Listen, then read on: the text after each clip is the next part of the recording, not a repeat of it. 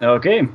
Appreciate everybody jumping in. This is Brother Will. I don't know if you guys know him. He is internationally known and notorious for being a Russian troll and a spy. He was on RT. If you don't recognize. This is Will Barker. So he had a phenomenal series he just put together. 7 part, right? 7.2? 7 Yes. point. Seven lesson series. Okay. 7 lesson series, and it's called Stop and Think.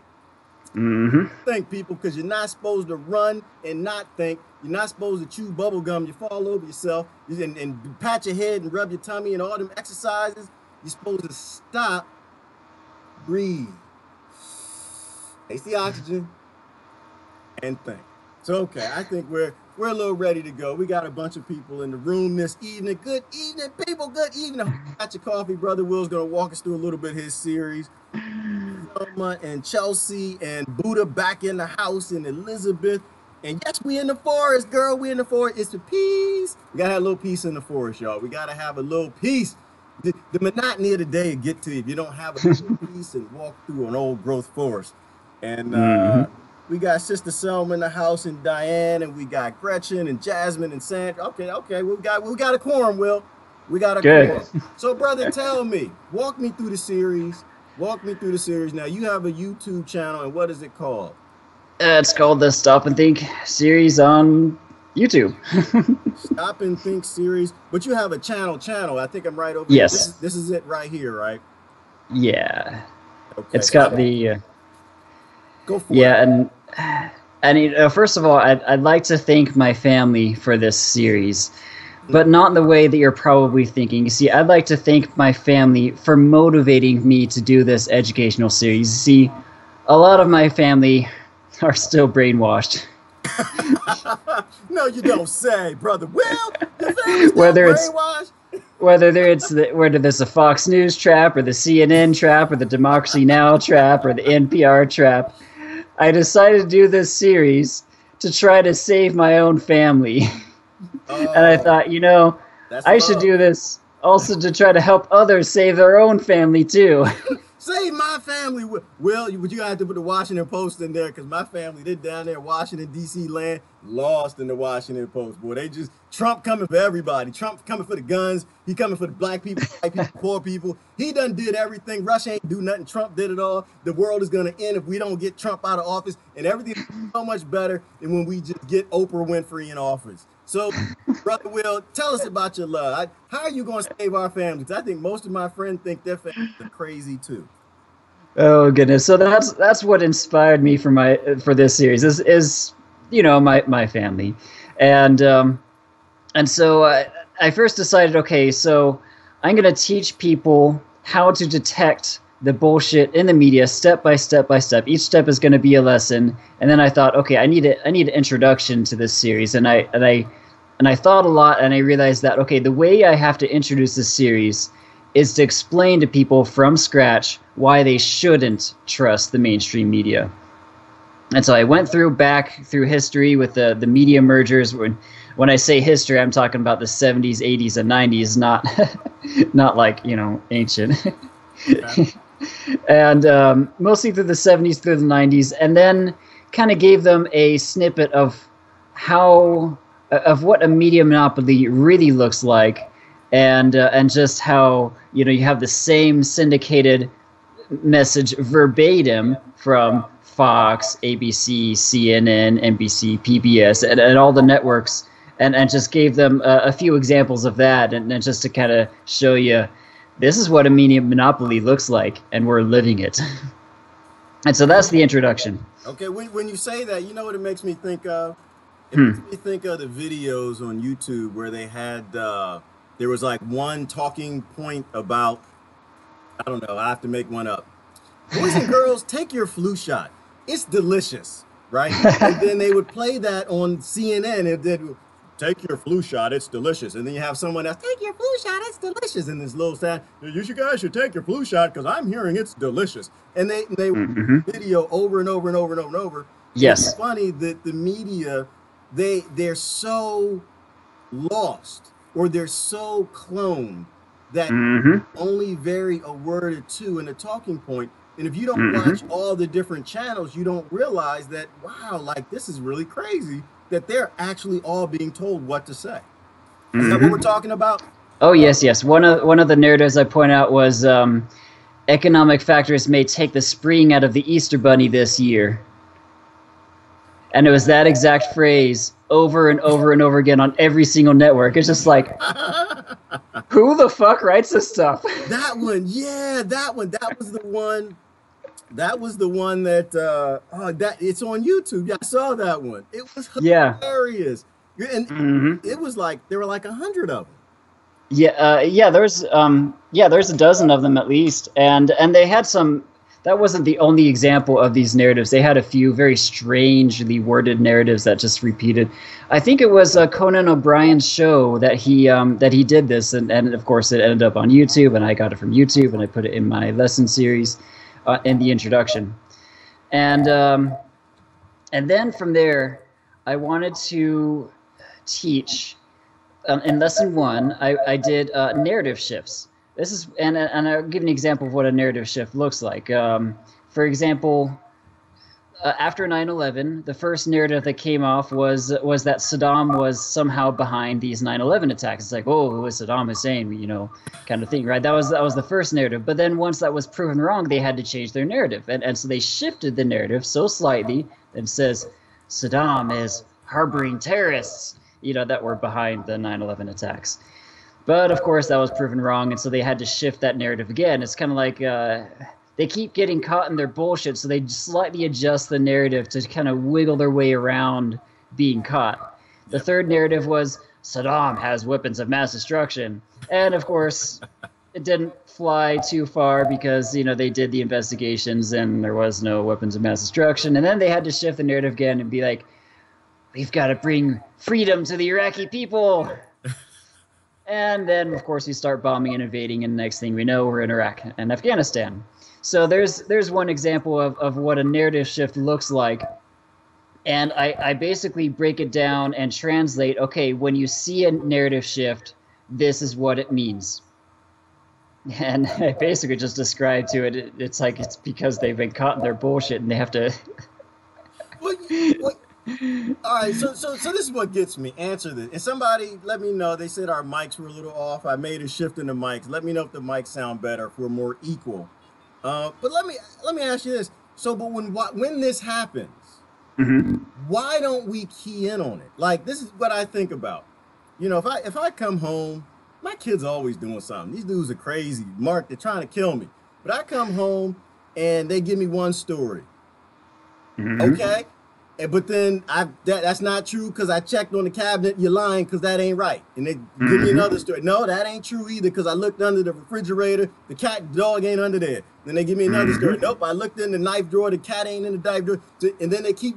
Why is it that as parents or intellectual thinkers, when other people are lying to us, I give another example. Most people married. Y'all married out there. You got boyfriends and girlfriends. Yes. Where were you, baby? Oh, I was working late. No, you wasn't, because I called the office and Sarah said you weren't there. Well, Sarah didn't know because I was in the back room with the closet in the copying machine. No, you wasn't. Because, okay, what were you copying? Well, baby, but then we had left at 7:30 because the copy machine, the way the power works, it shuts down at 7. Why is it, though, that we can spot lies, and when people start to shift the story, why can we do it in our marital lives? Why can we do it with a boyfriend or girlfriend? Why can we spot a lie with our friends, the storytellers? We can spot a lie with the children. But when it comes to the politicians or the news media, we always just keep going along. Why do we do that? I have the answer for that, and it's not pretty. We're not supposed to be pretty. We're supposed to be raw. Drop it. This is true. All right. Okay, think for a second. Okay. State institutions are the ones who determine what college you go to is accredited or not accredited, or whatever education you have is legit or not legit, and so forth. And you also have state institutions are going to determine whether a whether some kind of regulatory agency is legit or not legit, and it's always what determines what is legit or not legit being a state source. And so you have these news agencies that have the deep state's blessing, and then you have other news agencies that don't have the deep state's blessing. You have, and it's not just news sources, it's also educational sources and things like that. And what this means is that in people's minds, what determines the difference between authentic or not authentic is the blessing of the deep state. What determines the difference between real and fake in its source is the blessing of the deep state. What determines between true and false is the blessing of the deep state. The deep state is the source of all truth. The deep state is their God. That's kind of scary, man. I told you it's not pretty. But in the subconscious level, that's how it is. They really do trust their news sources. I mean, and one of the reasons they trust their news sources goes back to lesson 7, section 7 on gaslighting tactics. It's called weaponized hypocrisy. There's a part where I say the reason that they get away with big lies is because they have this automatic assumption that people have good intentions. And because they believe people have good intentions, they can't imagine someone being so hypocritical or so evil for a news agency to deliberately tell a lie. They're thinking, oh, they might make a few errors, but they wouldn't really tell us that Iraq has WMD to bomb them when there really isn't. They have good intentions. They wouldn't willingly lie to us, except they do. And because they have that assumption that people have good intentions, these sociopaths get away with big lies. Oh yeah. Well, they'll test the system. I mean, it's if you have a lying, cheating husband, dirty old bastard, and the wife believes, yeah, he was working late, smell like perfume, got all kind of lipstick everywhere, and if she believes it, why is he gonna get better at lying? He can push the lies a little further. Well, baby, I'm going away for the weekend. We going with the boys. We're going fishing to Canada. And can't even spell Canada. Don't have no tickets, but they can keep increasing the lie. But that to me, and I hate the word mental illness. Maybe psyop or gaslighting. Maybe those are better words. But are those the words that fit as to why they'll question somebody they love, they trust, they've been with their whole lives, that lives in their community or in their house, but they won't question a person who appears on this box of lies called a television? Are we indoctrinated, you think, to believe in the Walter Cronkite days where they always just gave us the news and just the facts? Is there somehow some indoctrination process in the school system? Maybe. I remember we used to do current events, and if it was in the news, it was true. You had to bring the articles in. We used to have the Elmer's glue. It was a carcinogen. We used to eat it and sniff it, and it made school go. The day went by real fast, but most of us died of cancer. But when you put it on the back of it, you stick it on the board, and you take it to, you show the teacher, look, teacher, it's true because this, and I read it. Is that like all a part of the whole process?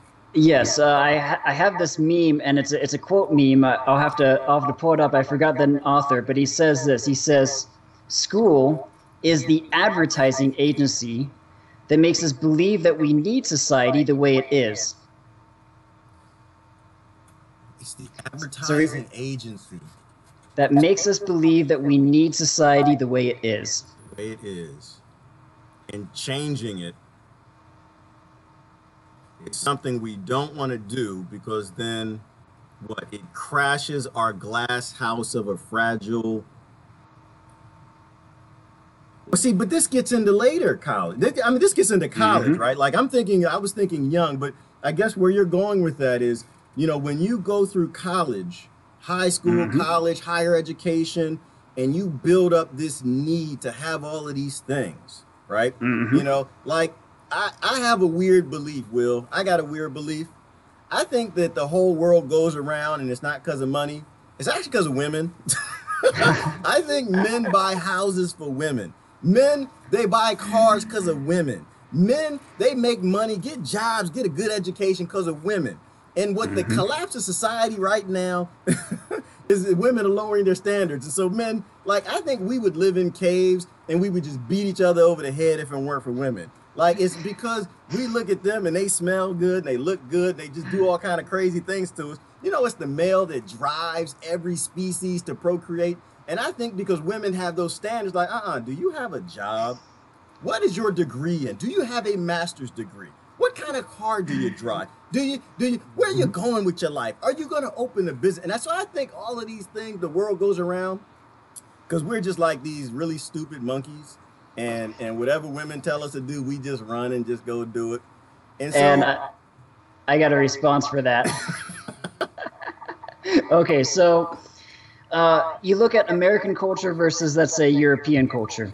You've got, let's say, okay, my boss from India had this very astute observation. He said, here, and this was in Southern California at the time, here I see all of these really nice, intelligent men, you know, a little bit nerdy men, but they can't, I mean, they're really nice guys. They can't get a date to save their lives. And then he also said, and I also see these guys who come out fresh out of prison that always have a girl hanging on their side. And he's just like, you know, what is it about America? And that quote made me look into that a little bit further. And I thought, you know, because you look at the mating preferences of, let's say, Americans versus outside of Americans, and it's very different from culture to culture. But you look at America, you'll never see a soldier that can't get a woman. You'll never see a prisoner that can't get a woman. But you'll see a bunch of nice nerdy guys that can't seem to get a woman. And wait a minute, hold on, stop, Will, stop. Are you trying to like psychoanalyze me, man? Are we? No. Are we having like a nerd time where we can kind of get together? Are we gonna start crying later? Or just people want to see that, man. Okay. So anyway, I'm gonna end with a quote from Alan Watts. And actually, it'll be a movie, but he basically talks about this culture of death that America has, where it's like it's perfectly acceptable to see watch on television two people hitting each other or fighting each other, but it's somehow very awkward and unacceptable to see two people loving each other. And that kind of goes back to this strange culture of death that America has that other countries aren't as extreme about. And so in that sense, you are definitely correct that maybe it's not just money. Maybe it's the way the women like men. But then on the flip side, because there is a flip side to this, it is very much genetic and biological because, you know, women like someone to protect them from harm. And you know, you go back to the caveman days, you know, with the hunters and gatherers, and the men, you know, the women liked good hunters, you know, you know, men who could bring home the food and everything. So it does have a genetic explanation to the madness. And so it's not crazy. It's just primitive. It's we're coming back to stop and think. so coming full circle. So you're getting into like the monkey brain, aren't you? You're getting into the reptilian brain. And so I start to wonder, does a lot of this have to do with why our families are nuts, just crazy as all get out? In fact, Will, the more degrees they have, the dumber they are. I don't know why that is, but more trust in a false system. But there's a survival aspect to it too, right? Because if you build up your whole life on this, and you have all these cars, and you have all these things, and you got the woman, or you got the man, because sometimes it works in reverse. I want to be fair. Sometimes it does work in reverse. You don't want to lose those things. You got the kids, they're in soccer. There's a status thing that goes along with it. We meet on the weekends. We've got bridge club with the guys, ladies night out on Friday. So you got this income and you need all of this. I wonder if there's like a deep psychological component to it where, because this is built up, like, you know how they say the subconscious mind makes like 98 to 99% of the decisions for you all day long. And they'd explain like, while you're on autopilot, you're driving home, you get in the car, and the next thing you know, you're at home, and you don't know how that happened because your subconscious is kind of taking it over. I wonder if there's a repetitive learned feature in the subconscious that takes that in and says, you know what? What's on the news is real. This is the construct of our lifestyle and our society. And if this is false, it means that what I'm doing is false. If my life is based on slave labor and all these cheap products and crap that I'm getting overseas, then it means I'm a bad person. And so I wonder if there's a psychological component that we don't even think about, that in order for us to feel good about ourselves, we have to love all the evil things that go around, and the news actually has to be true. Yes. The short answer for that is it's a big, complex built-in system, a thick built-in system of cognitive dissonance. I was raised in a cult. Now, most people don't even think about it as a cult, but it scores pretty high on the cult aspects. I was raised Mormon. I didn't know Mormon was a cult. It's not, well. What's the definition of a cult? How about that? That's a very complex question. What is the definition of a cult? Okay, so no religion has all of the cult aspects, but Mormonism does score high on it. Now, obviously, you have Scientology is going to be way up there compared to Mormonism, and you can't really compare those two because Scientology beats them all. But it does score very high. And the way you measure it is how much control, emphasis control, the organization has upon the individual. So in the Mormon religion, it dominates almost every aspect of your life. What you're supposed to eat, what you're not supposed to eat, what you're supposed to wear, what you're not supposed to wear, what you're supposed to say, and all the way down to what you're supposed to think. You know, so it dominates a huge chunk. And now, I became a very big religious scholar in the Mormon Church. I technically still am a religious scholar, but anyway, what happened is, through studying the scriptures, I decided, you know what, I'm gonna apply this faith, and you know, if in the scriptures it says we should ask God for these spiritual gifts, then I'll just go ahead and ask God for. You know, I applied my faith, and so I asked Him for the gift of healing. And so, and from that point on, that was the beginning of like my spiritual journey. And I much later down the road, I'd become a Reiki master, but that's a whole other story. But within a few years after that, I was teaching other people on how to heal, teaching them how to exercise this spiritual gift and this spiritual gift. And guess what happened? What? I got kicked out of the church for teaching witchcraft. Oh, that's okay. And I was shunned from the community. It was like a full ostracism. But the reason this is significant is because this is a parallel of what all Americans are living in. Because how America's society is a small form of a cult. If you don't, if you rebel and want to be something, but if you want to be your own thing, that is not really accepted in society unless you can make a whole lot of money from doing it.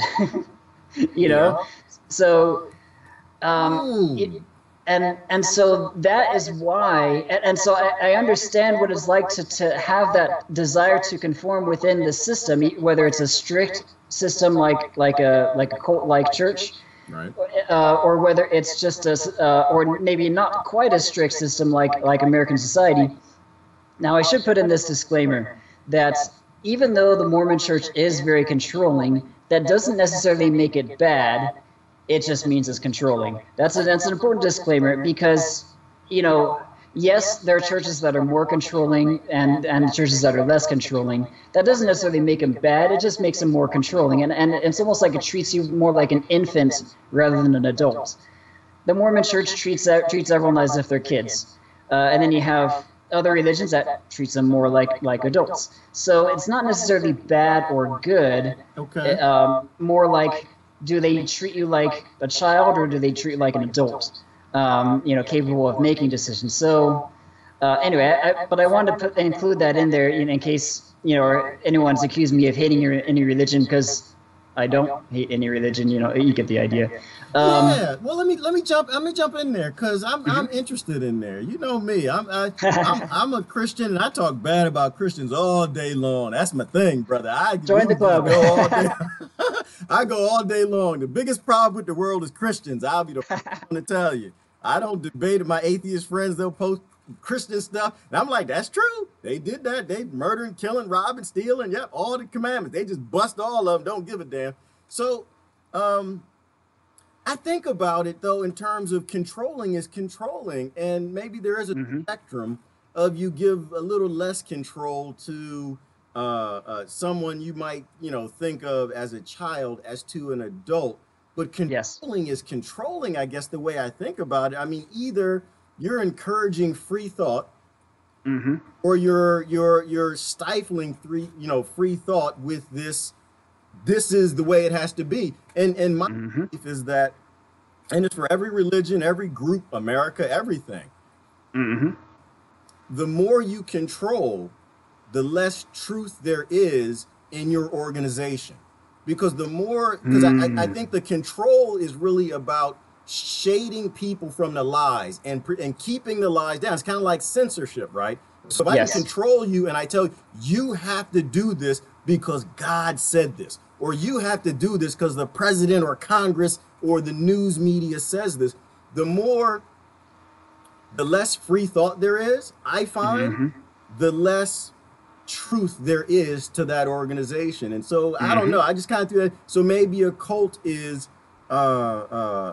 maybe it is an aspect of just control. The more controlling, the higher you are on that cult spectrum, maybe. And so from a bash Christianity perspective, because I don't mind at all, because most Christians aren't Christians, and the Bible will tell you that most of them ain't even Christians, so it doesn't matter. They're not going to heaven, they're going to hell.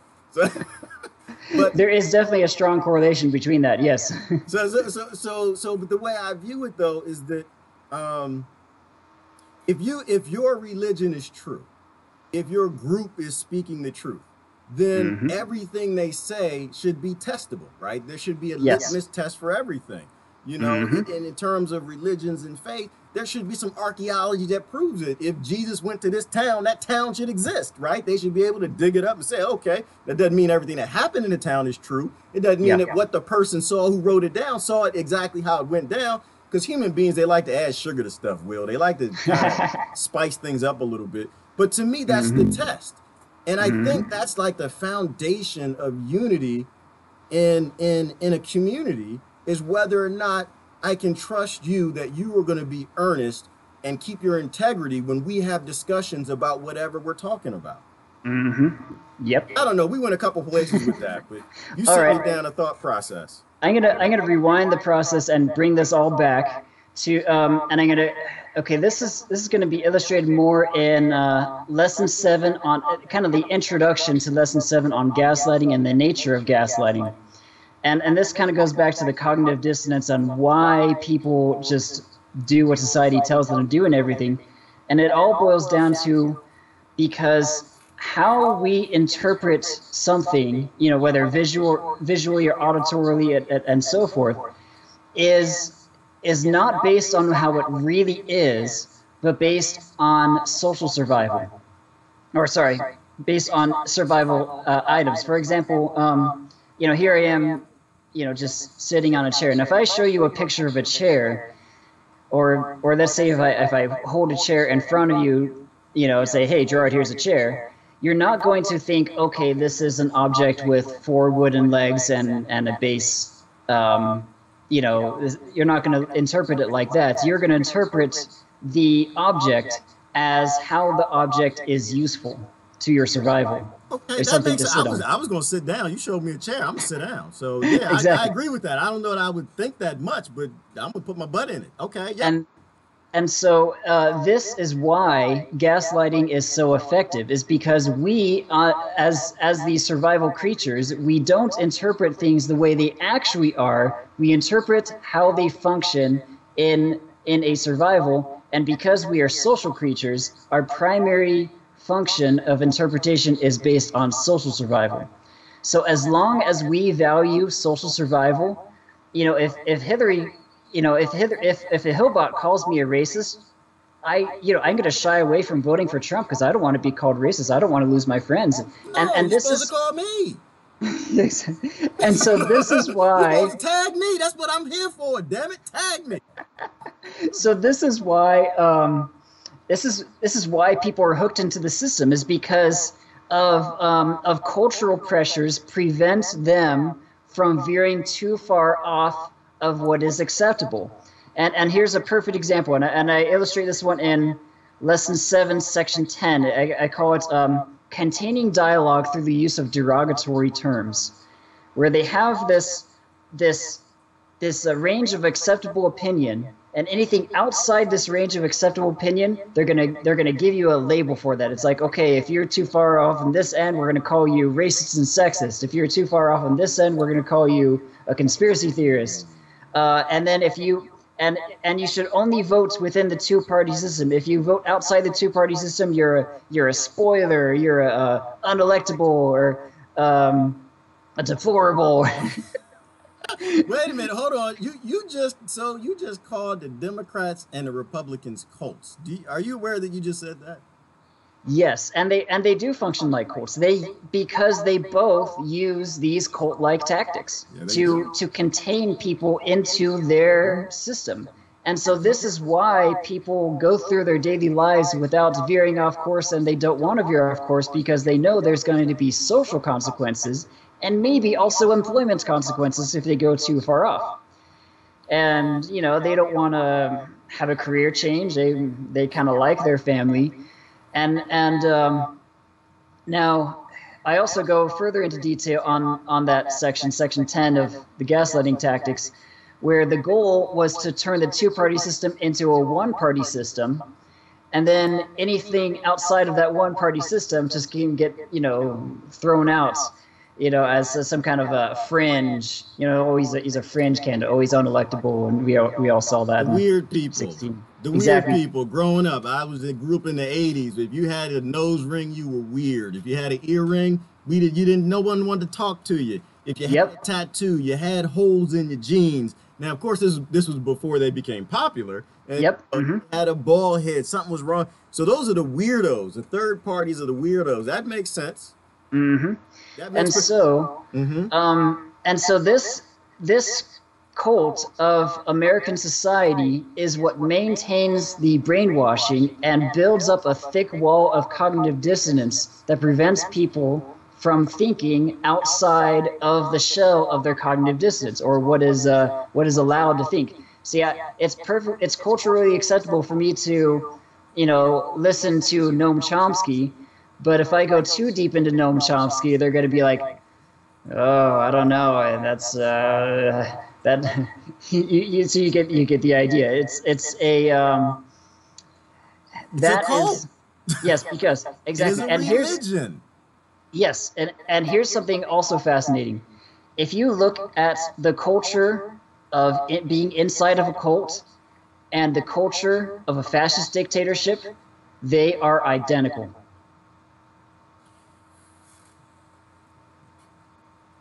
Makes sense. It does, because they're all still based on this social construct of control.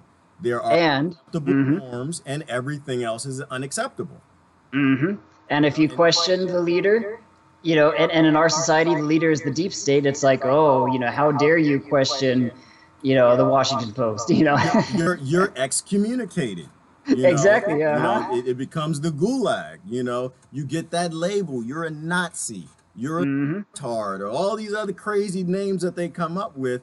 And it's interesting because it's an assault on on the mind of an intellectual. It's an assault on free thinking, and it's a very scary thing because it's an extremely effective system. So let me ask, Yeah. I want to make sure everybody knows what we're doing. We're talking about Brother Will has a series on YouTube called Stop and Think. And everyone who's watched it are flipping out. They're saying it's phenomenal. And so this is actually a picture of it right here. You can find them on YouTube, and I'll start posting them because I'm going to start watching them also. So we're kind of promoting that. But somewhere in this series, do you start to help me? Do you start to tell me and help me? How in the hell do I get some common sense back in my family? Do we series anywhere? That's not in the series because remember, with every lesson, I'm teaching them tricks to spot on their own. So if they see this, this is what it's going to mean.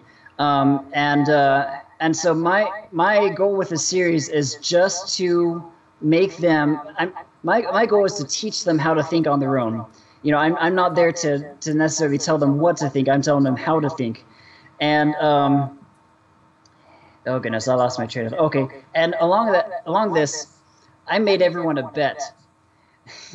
This bet is that okay? So this is a challenge and a bet. I challenge everyone watching this show to watch the gaslighting series, part 1 and part 2. And it's maybe a grand total. The two together is maybe 45 minutes. And if that series of the gaslighting series is not your favorite movie of the month,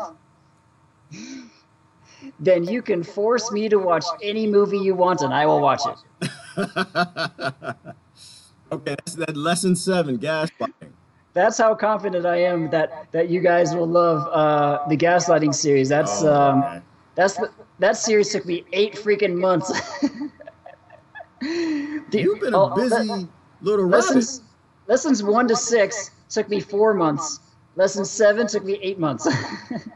Oh wow, you put an awful lot of work. So I'm definitely gonna watch it. So it's more of a way you're helping us to understand the artificial mental illness that our families have been given by these cult-like entities that control their thought and keep them in their box of their media ghetto or their social construct. So you're just kind of helping us to spot it and identify what it is. So we're not flipping out and just thinking, are you dumb? You're not dumb. They're boxed up and they can't find a way out. But you will be doing a series. Are you a psychologist? Are you going to do a series on how to help? I want to get them out. I want to rescue them. I feel they're in the matrix. I want to give them the right pill. They took the wrong pill. And I want to get them out. Exactly. I guess that's not that easy, huh? Exactly. I give them the tools to not just help them want to take that red pill, but that they can take their red pill on their own and without anyone else's help. Now, my next lesson that I just barely wrote the outline for, lesson 8 is going to be why the mainstream media manufactured the Russian narrative. And it's gonna list about 15 different reasons in chronological order about why the mainstream media manufactures the Russian narrative. So that's my next project coming up. Ooh, can you give me a hint? Can we get a hint? All right, it's gonna start with the Project of a New American Century, and you remember PNAC.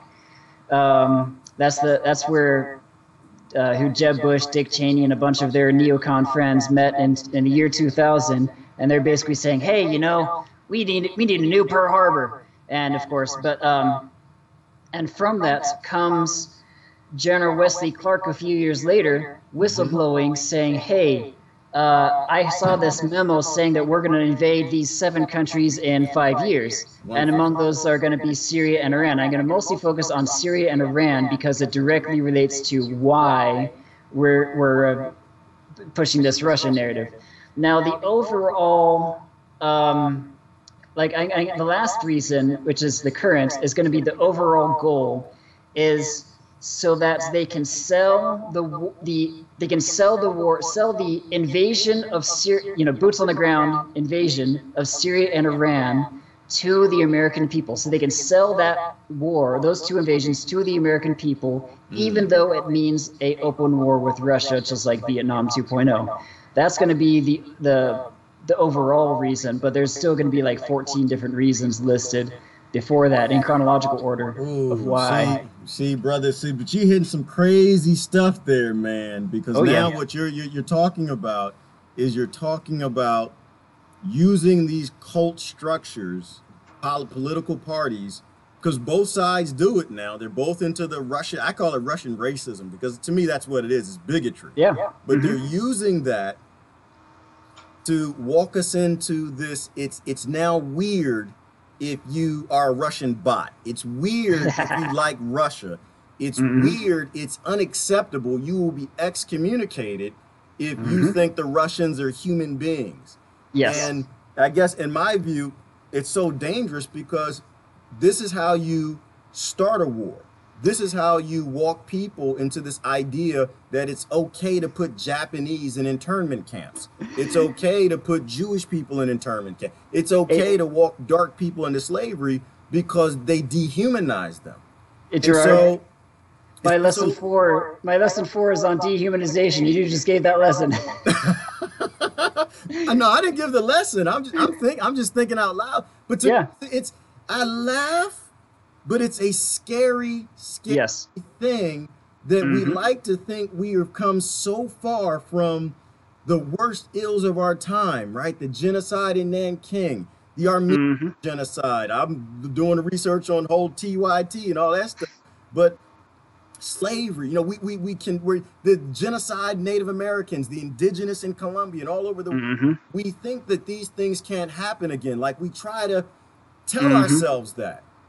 But every day on television, they're walking people into hating anyone of Russian ethnicity, and that it's okay that whatever happens in the future, that if our jets are flying in Syria or whatever happens and they get involved, that it's okay to go ahead and kill some of them because they're not human. They're a little less than Americans. And the other thing that makes me think about is the dehumanization of the people in Yemen. One of the things that bothers me, and I'm always talking about Yemen, is that, when a school shooting happens here, whether it's real, false flag, I don't like to debate that. Everyone's fun. They can do that. I'm not interested in that. I'm interested in the fact, though, that we only talk about it when it's Americans. We only talk about it when it's people in the West. But when it's happening in Yemen every day, like 130 kids a day die in Yemen from malnutrition. That's basically 5 classrooms of kids that the shooter got. But we don't talk about it because maybe Yemen, they're not as human as Americans. They've already been dehumanized. And so it's okay what we're doing. Or the news says that we're freeing them. So it's okay to murder a whole bunch of them because in the long term, they'll be free.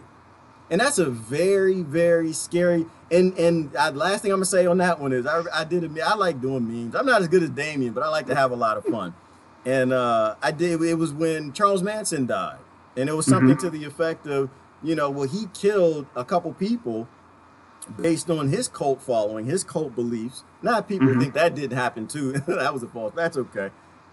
But we do that every day. How is Charles Manson, this bad guy who had these cultish ideas and people ended up getting murdered, how is he bad? But the Democrats and the Republicans are good and they operate on cultish idea control methodologies and people die from them every day as well. How is it maybe it's different. Correct me if I'm wrong. I don't see a whole lot of difference. The real reason is because one of them was against the system or not sanctioned by the system, and the other was sanctioned by the system. You nailed it.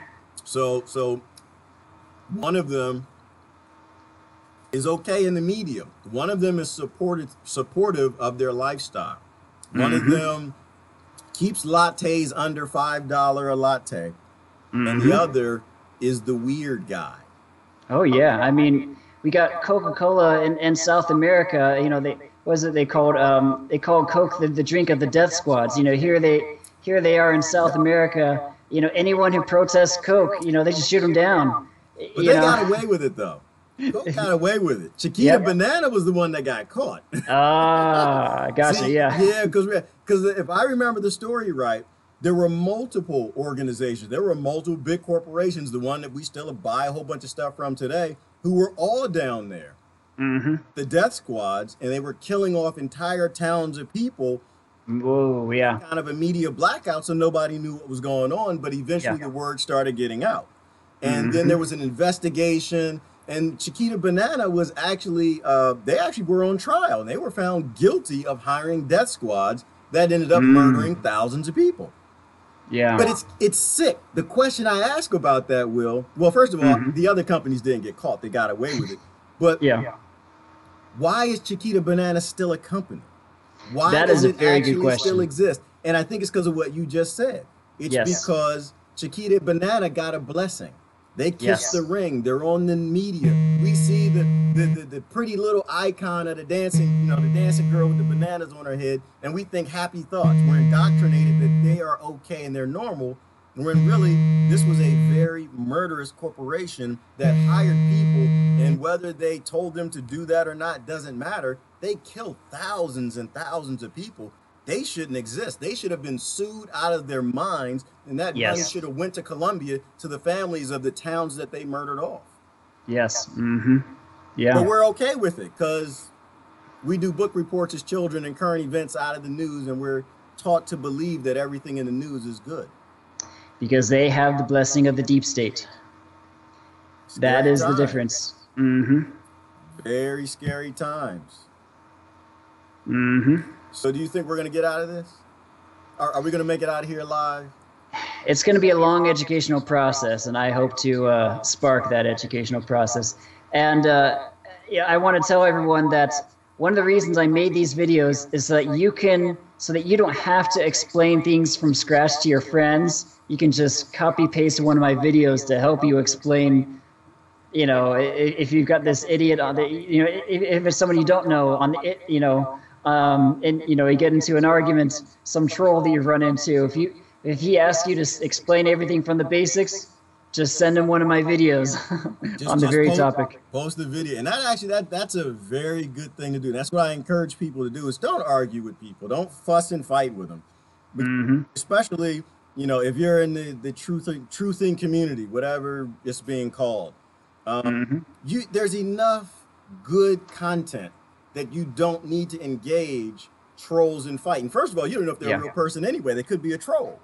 That is very true. You find the content, whether it's, you know, if it's debating vaccines or flu shots or war or, you know, any of these things, you just take the content, post it, and leave it alone. It's important because, one, you don't get bogged down in a discussion, but also it answers the question succinctly from someone who spent 8 months building the content. And anyone else who comes along, they see that, oh, they said this, this one posted a Will Markham video. I'm going to click watch the video, because 9 times out of 10, the person you posted for, they're not going to watch it anyway, because they're already believing that it's going to break down their glass house, and so they're not going to watch it. But the 30 other people who come along to that thread and see it, they'll watch it, and now you've just educated 30 other people to understand the points that you're making without this long thread arguing things that you didn't spend 8 months putting together a succinct video for. So and think of it this way, is that if they're not going to watch a 15-minute clip, they are not worth 15 minutes of your time. That's a good point. That's a good point. If they won't watch a 15-minute clip, they already know that they're either lies or their story isn't exactly true. Like, I gotta think about that for a minute. Somebody that's so passionate that they'll spend 30 minutes and they'll fight with you on a thread, but they won't watch a 15-minute video. That answers the question right there. They're not vested in knowing the truth. They're not vested in having a discussion. They're vested in convincing you that their cult is more right than the cult that they think you're in. Exactly. And so even if they don't learn from something, you will learn something about them. Yeah, we do that every day, don't we? Yeah. I learn every day. I'll sit there and I come up with some crazy thoughts and I'll post them and I'll sit back and I'll watch the thread and things happen and I'll jump in and then say, uh-oh. Anyone say, there go Cleavon. I'm not talking to Cleavon. I understand where he's going with this, and it's just let other people deal with it. But you're right. We learn every day who's honestly trying to learn something, not. Yeah.